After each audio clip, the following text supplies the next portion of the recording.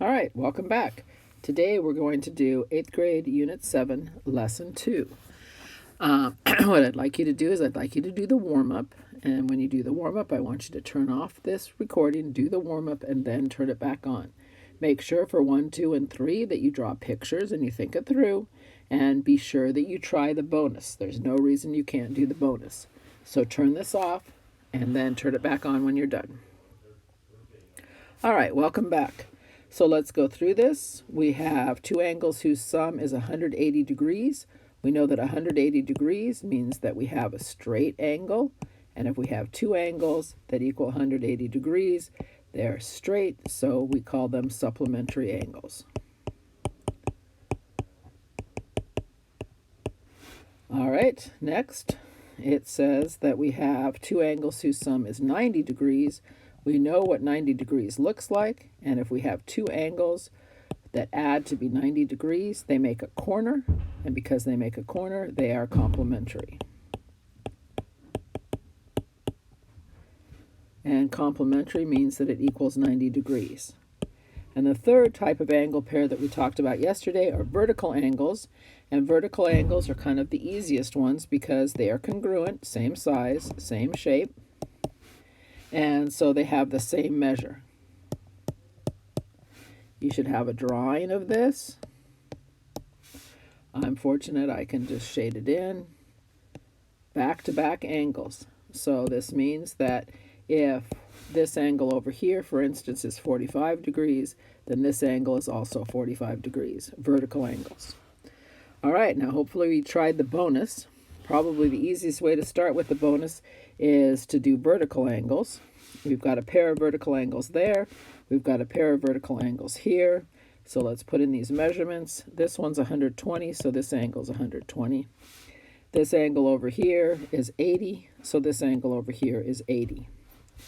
All right, then the next thing that you can look for is perhaps these two angles right here. We could be looking at this 120 angle and this angle down here. We notice that those two angles make a straight angle, so they have to equal 180 degrees. If we have 120 degrees there, oops, hold on. So what we need to do is subtract the 120, which you probably can do in your head, and that says that this angle is 60 degrees. And then we use our vertical angles, and we know that these two angles are the same measure, so this one's also 60 degrees.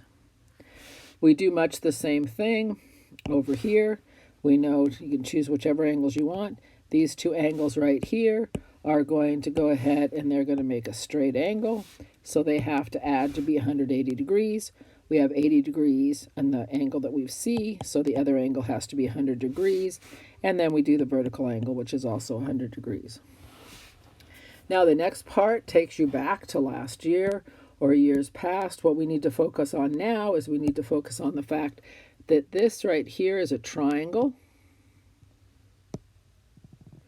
And we have to remember that the angles of a triangle measure 90 degrees. You should have this written down. Angles of a triangle equal 180 degrees.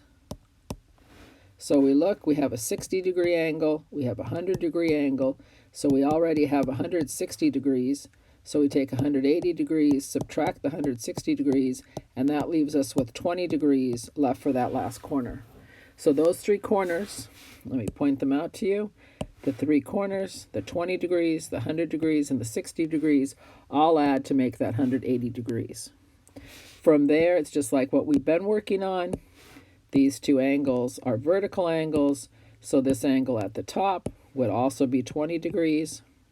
And then we can work on perhaps these two angles right here being supplementary, adding to be 180 degrees.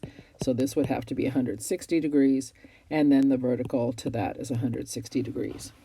So we have 20, 160, 160, 20, and at the bottom, so forth and so on. All right, hopefully you did that without my help. Make sure that you remember that the angles of a triangle equal 180 degrees because that's something that they expect you as an 8th grader to know. All right, now let's start the lesson. Today, you're going to identify angle relationships. It's a lot of terminology. You're going to identify angle relationships when parallel lines are cut by a transversal. Lots of words. So it's to identify angle relationships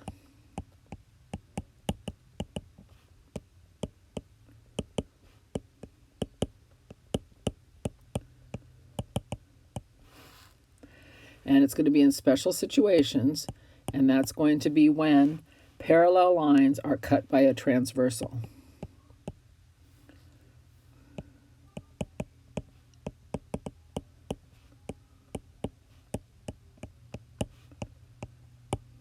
And the word is transversal. All right, so a transversal is a line that cuts across two or more lines. So let's talk about what the transversal is in this situation. This right here would be the transversal.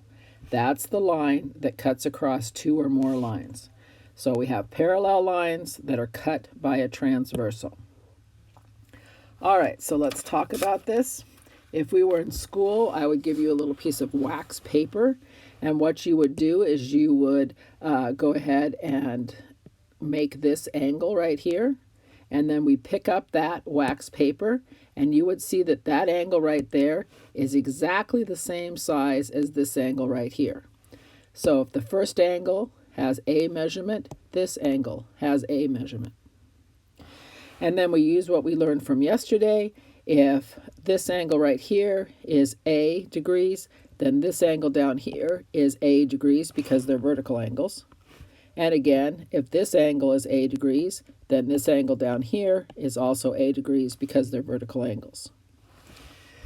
We would then take our wax paper and we would change it, and we would make this angle, and you're probably guessing this. This angle right here, when we move our wax paper, is going to be exactly the same size as that angle right there. So if this angle is b degrees, this angle is b degrees. And then, of course, the vertical angles to both of those are both b degrees. So what we have here is we have all these angles, but they either are a degrees or b degrees. So let's put that in our notes. When a transversal cuts across two parallel lines, how many angles are created? Let's see. Count them. 8 angles are created. Now, half of those angles, 4 of those angles, are going to be acute. That means they're going to be less than 90 degrees. And so that would be all the A angles. So there'd be 1, 2, 3, 4. They're all less than 90 degrees, and they're all exactly the same measurement. So they're acute and they are congruent. Now the other 4 angles are also congruent, but they're obtuse. That means that they're greater than 90 degrees. All right, so the acute angles and the obtuse angles, this is our last piece of information here. They're telling us, choose a new color here, they're telling us that the acute angles, that would be the A angles, and the obtuse angles, that would be the B angles, are supplementary.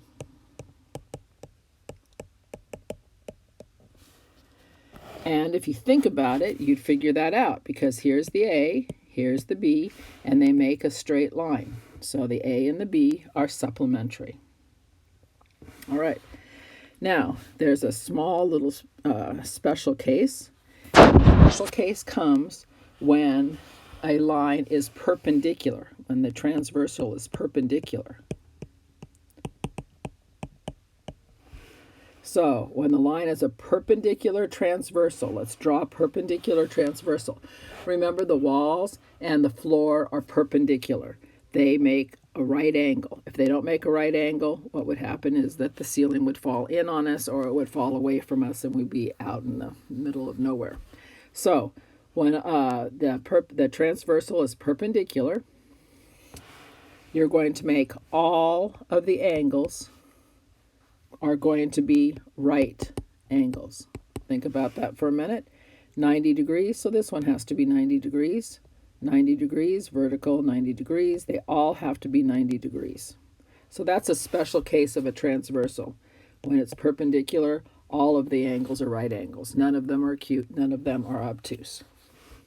Remember, if I'm going too fast for you, definitely stop the video, rewind it, do whatever it takes to make you be successful. Okay, next page. Next page, so that we can talk about this, we're going to letter every angle. So we'll start up here and we'll just go clockwise, A, B, C, and D. Go down to our next set of angles and start here and put E, F, G, and H. Now we can talk about these. All right, we have different types of angles. The first type of angle that we're going to talk about is going to be corresponding.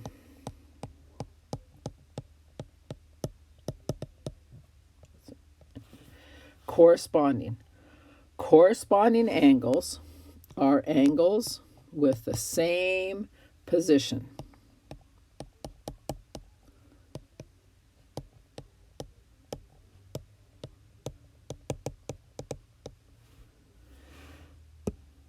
They're kind of a little bit like twins.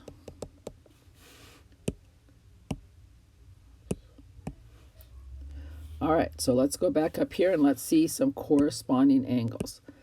Corresponding angles are angles with the same position. So like A is to the left of the transversal and above the parallel line. The E is to the left of the transversal and above the parallel line. So we would say that an example of corresponding angles would be A and E. Let's try another one. Let's say B. B corresponds to, F. B and F are corresponding. Both of them are to the right and of the transversal and above the parallel lines. And then we would have D and H. And lastly, we would have C and G.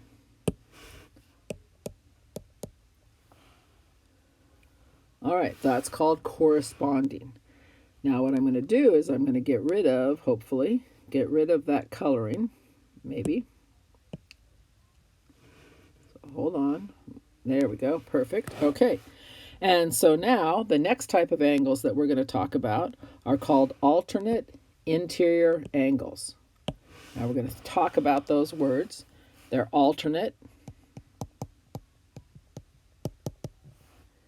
and they're interior. So there's two parts. Alternate means like alternating. So they're on opposite sides of the transversal.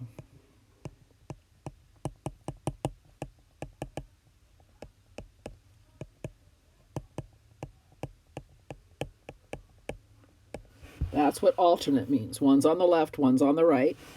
Interior means they're inside the parallel lines.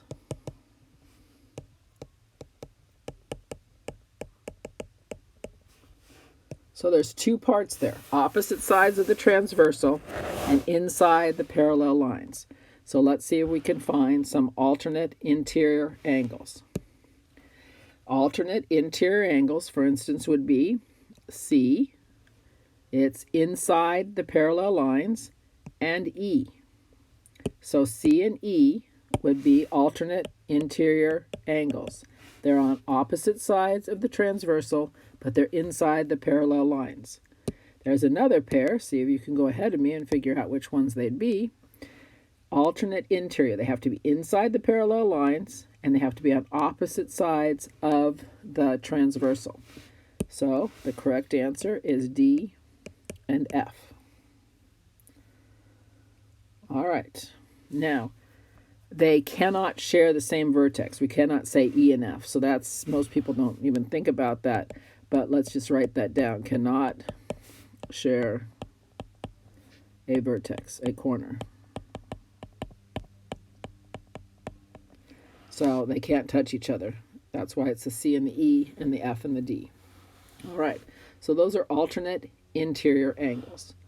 Worked so well before. Let's see if it works now. Whoops, we have to write the G back. Hold on. All right, there's my G. Alrighty, now we're going to talk about the last type of angle pairs, and they're alternate. And you know now, alternate means on either side of the transversal. So let's write that. Just like above, opposite sides of the transversal. But this time they're going to be alternate exterior. So exterior means they're going to be outside the parallel lines.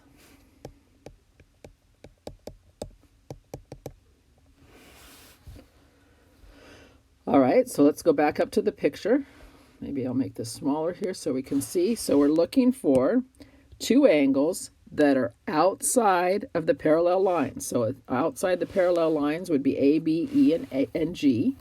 And they're on opposite sides of the transversal. So A's outside of the parallel lines. Then I have to go to the other side of the transversal, and I go to G. So A and G are alternate exterior angles. And then we have B's on the outside of the parallel line, so it's exterior. And then I have to go to the opposite side of the transversal, and I see H. So B and H. Alternate exterior. So let's go over this. Let me erase just for a second here. Okay, so corresponding means that they're like twins. So corresponding, let me go back to the blue. Corresponding would be, for instance, B and F. They'd be corresponding. They're like twins. If you cut one out and just paste it, it would be right on top of the other. They're to the right and they're above the parallel lines. Alternate exterior angles. Alternate interior angles. We're going to do alternate interior angles next. Alternate interior angles means they're inside the parallel lines and they're on opposite sides of the transversal. And lastly, we have alternate exterior angles. They have to be outside the parallel lines and on opposite sides of the transversal. So there is a little bit of a, let me color code it for you. There's a little bit of a cheat sheet for you right there. All right, look that over, make sure you understand that. Now, all three types of angles are, back to black, are congruent. They're congruent angles, meaning that they share the same measure. So if you know the measure of one corresponding angle, like measure of angle A, angle E is going to be exactly the same. If you know the measure of angle C, it's going to be exactly the same as measure E. If you know the measure of angle B, it's going to be exactly the same as the measure of angle H. All right. Now, in this example, they want you to name the relationship formed by each pair of angles. So first you have to think of the words. There's corresponding, which are like twins, same place. Alternate interior, they're inside the parallel lines on alternate sides. Supplementary means that they're going to add to be 180 degrees. Vertical has to do with the X. Alternate exterior means they have to be on the outside of the parallel lines. That's just a little bit of a summary right there. So what they want you to do is they want you to look at the angles. So you're looking at angle A and angle B. And you're thinking, well, what do you know about angle A and angle B? Go ahead of me, please. These would make a straight line, so that they would be supplementary. And then we would look at, let's see who's next. We would look at G and C. So we're looking at G and C. Well, did it backwards, but that's okay. G and C. And G and C are on the same side of the parallel line. So they're not going to be alternate. They're on the same side, and they're corresponding. They're like twins.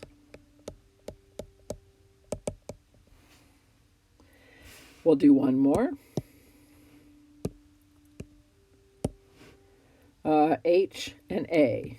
H and A. Ooh, opposite sides of the transversal. So alternate, opposite sides. And they're outside of the parallel line. So they're alternate exterior angles.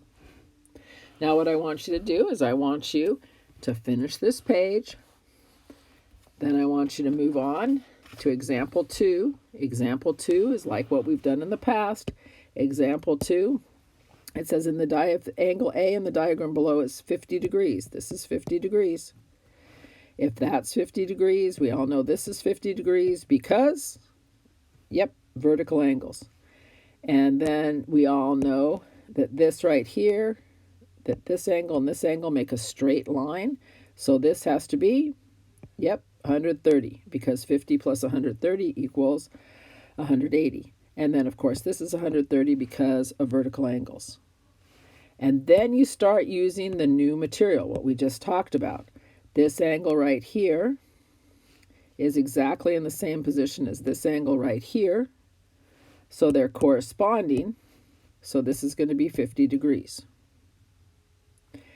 And remember, they're equivalent. And then you can go from there, vertical angles, and then, of course, supplementary angles, and then vertical angles.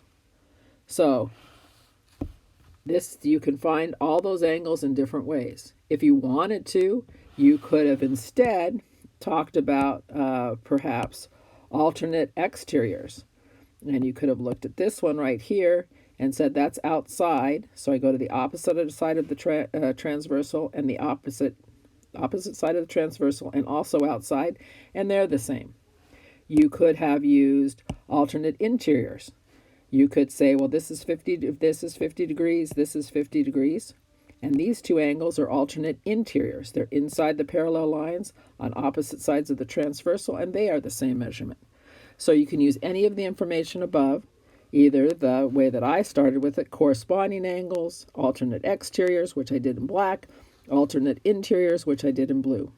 Any of those ways work, and you should be able to find all the angles that go all the way around there. Now you're going to work, you're going to do the bronze, and then you're going to go on, and then we get to the fun gold. Yay, gold. What you're going to have to remember here is that in a triangle, they're 180 degrees, but we don't have a triangle. This is what we have instead. Think about what shape that is, what we call that, and use your knowledge of triangles to figure out how many degrees there are. Oops, I probably shouldn't have done that in a highlighted thing. Hold on. There we go. And then you're going to think, well, how many degrees are there here? Good for you to think about. And then, of course, everybody does the independent practice. And then notice number 6 is review. That should have all the work there. And tomorrow, I'll give you the answers to this. Okay, have a wonderful day.